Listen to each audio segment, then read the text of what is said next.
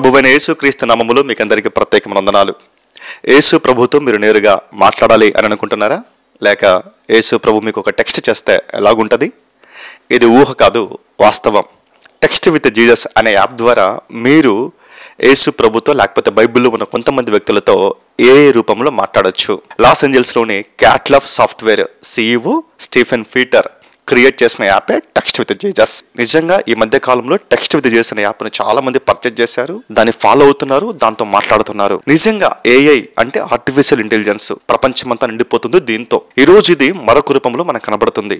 అదే దైవముగా మాట్లాడుతుంది. మన నమ్మకం, మన విశ్వాసం, మన భక్తి AIతో కొలవచ్చా అన్నది ఈరోజు మనం తెలుసుకుందాం. ఫస్ట్ మనం ఆలోచన చేస్తే నిజముగా AI నుంచి తయారు చేయబడ్డ ఒక యాప్ ద్వారా యేసు ప్రభుతో మాట్లాడమన్నది ఎంతవరకు నిజమో మనం ఆలోచన చేద్దాం. ఇది తప్పా కరెక్ట్ అని కూడా మనం పరిశీలన చేద్దాం. ఇందులో ఫస్ట్ థింగ్ మనం ఆలోచన చేస్తే ఇంగ్లీష్ ఆథర్ అయినటువంటి టామ్ గిల్సన్ టెక్స్ట్ విత్ జీసస్ అనే యాప్ను ఉపయోగించి తను చెప్పిన మాట ఏంటంటే, మనము టెక్స్ట్ విత్ జీసస్ అనే యాప్లో చాట్ చేయగానే మనకు వచ్చే ఫస్ట్ మెసేజ్ ఏంటంటే, హాయ్ యేసుక్రీస్తు నేను నీకు ఏ విధంగా సహాయపడగలను.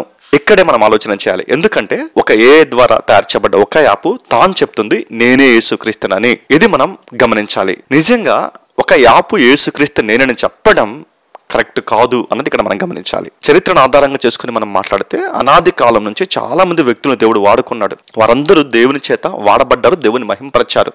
అంతేకాని తాము దేవుళ్ళము అని ఎవరు చెప్పుకోలేదు. నెక్స్ట్ ఏంటంటే ప్రింటింగ్ ప్రెస్ కానీ, లేకపోతే రేడియోస్ కానీ, టీవీస్ కానీ, కంప్యూటర్స్ కానీ అవన్నీ కూడా యేసు ప్రభుని చూపించాయి. వాటి ద్వారా యేసు ప్రభు మహింపరచబడ్డాడు, అనేక మందికి ఆయన గురించిన వార్త తెలిసింది. అవి ఒక సాధనాలుగా ఉపయోగించబడ్డాయి. కానీ ఏ రోజు టీవీ, రేడియో, కంప్యూటర్ను పట్టుకొని మనం యేసుక్రీస్తు అని చెప్పలేదు. ఇక్కడ ఈ రోజు ఒక యాప్ నేను యేసుక్రీస్తును అని చెప్పుకొని మాట్లాడుతుందంటే, చాట్ చేస్తుందంటే అది యేసుక్రీస్తు స్థానాన్ని భర్తీ చేస్తుంది. నేను కూడా ప్రభుని అని చెప్తుంది. ఇది కరెక్ట్ కాదు. ఎప్పుడైతే ఒక యాప్ నేను యేసుక్రీస్తును అని చెప్పుకొని మాట్లాడుతుందో అప్పుడే 10 ఆజ్ఞల్లో మొదటి ఆజ్ఞాన్ని మీరినట్లే. నేను తప్ప నీకు వేరొక దేవుడు ఉండకూడదన్నది. యేసు ప్రభున్నది ఆయన దేవుడు అని ఒక్కరికి ఆ స్థానాన్ని ఎవరు భర్తీ చేయలేరు. ఒకవేళ ఆ విధంగా చెప్పుకుంటే అది ప్రభు మహిమని కానీ లేకపోతే ప్రభు ఘనతను కానీ తక్కువ చేసినట్లయితుంది అన్నది మనం ఆలోచన చేయాలి. నిజంగా ఈ యాప్ చెప్తున్నది ఫస్ట్ యేసుక్రీస్తు నేనని. నా ఆలోచన ఏంటంటే ఇది ఒక విగ్రహం, లేకపోతే ఇది ఒక ప్రతిమలాగా చెప్పొచ్చు. యేసుక్రీస్తు స్థానాన్ని భర్తీ చేస్తున్న ఈ యాప్ ఒక విగ్రహంలా కనబడుతున్నది అని మనం ఆలోచన చేయాలి. ఆయన స్థానాన్ని ఎవరు భర్తీ చేయలేరు. ఆయన మహిమను, ఆయన ఘనతను ఎవరు తక్కువ చేయలేరు. ఆయన మహిమ ఘనతను కూడా ఎవరు ఆపాదించుకోకూడదు. నేను యేసుక్రీస్తు అని ఎవరు చెప్పకూడదు. రైట్, ఇది ఫస్ట్ ఈ యాప్ తప్పు అని చెప్పడానికి గల కారణం. రెండవది ఏంటంటే ఈ యాప్ను తయారు చేసింది స్టీఫెన్ పీటర్. ఈ యాప్ను క్రియేట్ చేసింది, ఈ యాప్లో డేటాను పొందుపరిచింది స్టీఫెన్ పీటర్ అన్నమాట.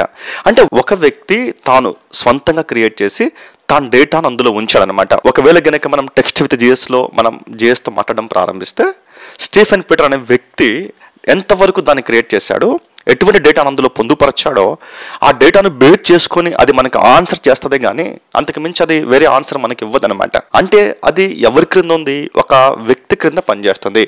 ఒక వ్యక్తి తయారు చేయబడి ఒక వ్యక్తి డేటాను పొందుపరిచిన యాప్ మనకు సమాచారం ఇస్తుంది. మనం ఆలోచన చేస్తే ప్రపంచంలో ఏ యాప్ అయినా అలాగనే పనిచేస్తుంది. అటువంటి సమయంలో ఈ యాప్ నేను యేసుక్రీస్తును అని చెప్పుకోవడం చాలా విడ్డూరం. ఇది మనం గమనించాలి. ఇది ఒక విధంగా మోసం. ఒక AI ద్వారా ఒక యాప్ని క్రియేట్ చేసి యేసు ప్రభు మాట్లాడతాడు, జీసస్ మాట్లాడతాడు అని చెప్పడం రాంగ్ అని నేను అంటున్నాను అనమాట. మరొకటి మనం ఆలోచన చేస్తే ఇది మన ఆత్మీయ జీవితాన్ని క్రిందికి పడేస్తుంది. ఇది మన ఆత్మీయ జీవితంలో ఎదగకుండా, అభివృద్ధి పొందకుండా ఆపివేస్తుంది, మరింత కిందికి లాగివేస్తుంది.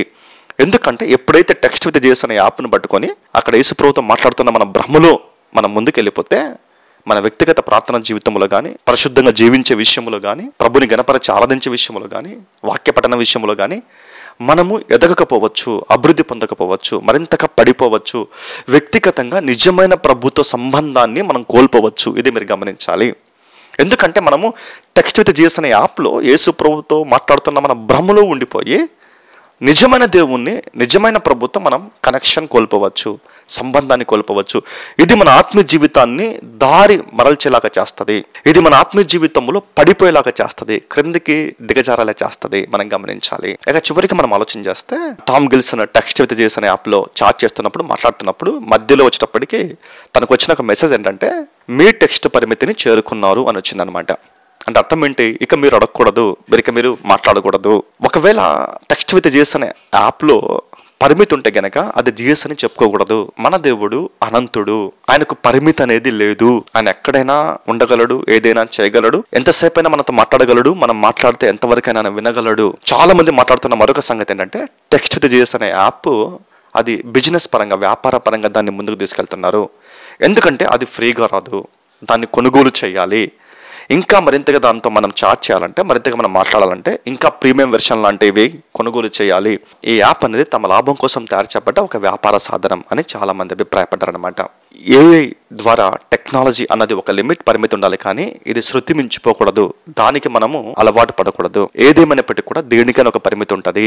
మనం కూడా మన ఆత్మీయ జీవితంలో టెక్నాలజీ విషయంలో చాలా జాగ్రత్తగా ఉండాలి అన్నది నేర్పుతున్న పాఠం. ప్రభు చెప్పిన ఒక వచనాన్ని మనం గమనించినట్లయితే మత్తయి సువార్త 24వ అధ్యాయము 4-5 వచనాలు.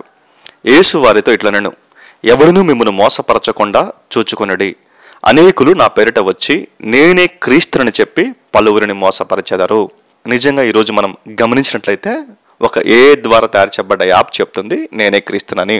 రానున్న భవిష్యత్తు కాలంలో ఇంకా ఎంతమంది నేనే క్రీస్తుని చెప్పుకుంటారో, లేకపోతే ఎంతమంది అబద్ధ ప్రవక్తలు వస్తారో మనం గమనించాలి. చాలా జాగ్రత్తగా గమనిస్తూ మన ఆత్మ జీవితాన్ని కాపాడుకుంటూ ప్రభువైన యేసుక్రీస్తుతో మనము సంబంధాన్ని కలిగి ఉంటూ మనం ముందుకెళ్దాం. అంత మాత్రమే కాదు, మరొక వచనాన్ని మనం గమనించినట్లయితే యోహాను సువార్త 10వ అధ్యాయము 27వ వచనంలో, నా గొర్రెలు నా స్వరము వినును, నేను వాటిని ఎరుగుదును, అవి నన్ను వెంబడించును. నిజమే, మనం ప్రభు స్వరాన్ని ఎరగాలి, ఏ స్వరాన్ని కాదు, లేకపోతే ఇంకా వేరే ఏ స్వరాన్ని కాదు. ఎందుకంటే ప్రభు మనల్ని గుర్తుపడతాడు, మనం ప్రభుని వెంబడిస్తామన్నమాట. ఏ మనల్ని గుర్తుపట్టదు, అసలు ఏకి మనం ఎవరో కూడా తెలియదు. నేటి కాలంలో అభివృద్ధి చెందుతున్న ఈ టెక్నాలజీ విషయంలో మనం చాలా జాగ్రత్తగా ఉంటూ ఆ నిజమైన ప్రభువైన యేసుక్రీస్తుతో మన ప్రార్థన, ఆత్మీయ జీవితంలో పరిశుద్ధంగా జీవిస్తూ ప్రభుని గణపరుస్తూ ఆయనతో సంబంధాన్ని కలిగి ఉంటూ మన ఆత్మ జీవితాన్ని కాపాడుకుంటూ మనం ముందుకెళ్దాం. Thank you for watching. God bless you.